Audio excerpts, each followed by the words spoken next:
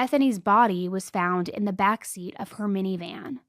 The van was parked in a picnic area overlooking what is called Longview Lake in Kansas City, Missouri. It was a place where people typically would come to picnic. They would spend time with their friends. They would just be hanging out. It was certainly not the kind of place where you would find a dead body. Yet inside the van, there was Bethany.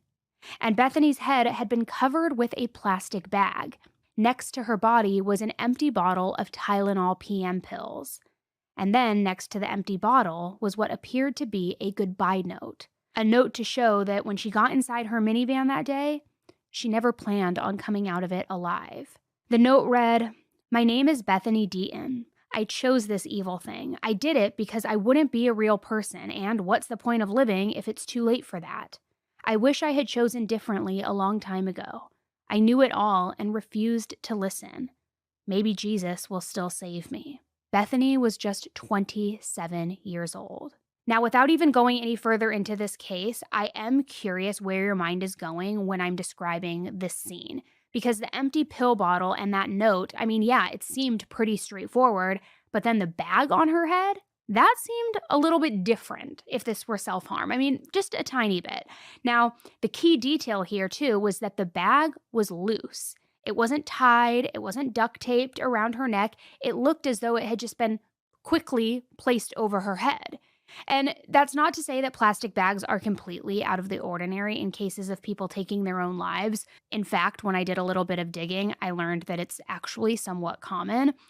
But it still didn't feel like everything aligned perfectly with what you normally would think you would see at a scene like that. And there were some other details that seemed strange as well.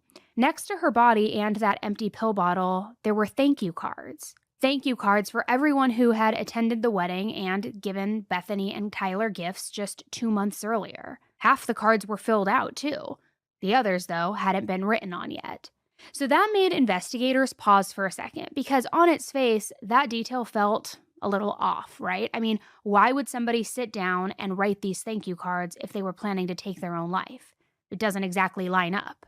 Same thing could be said for the Ellen Greenberg case, if you're familiar with that case. It was a case that was ruled self-harm, that nobody believes was truly what happened, and she had been preparing a fruit salad right before she took her life. So it's things like that that just weren't really making sense. However, just as quickly as the thought crossed their minds, they started to just push it aside.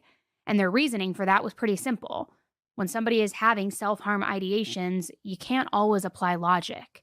People don't always behave in ways that make perfect sense. Sometimes they give things away. Sometimes they tie up loose ends. Sometimes they act completely normal. So while yes, it struck them as odd, it wasn't quite enough to raise a huge red flag. Now, before any official cause of death was released, word had spread fast. And the truth was, considering everything that was at the crime scene, the rumor was that Bethany had taken her own life. But right away, there were differing reactions and different points of views when it came to Bethany's death. There were those who believed that Bethany could have and would have taken her own life, but then there were also those who just didn't believe it. And as for Bethany's new husband, Tyler, well, he was the type of person who did believe it. He was the first person that the investigators got into contact with after finding Bethany's body.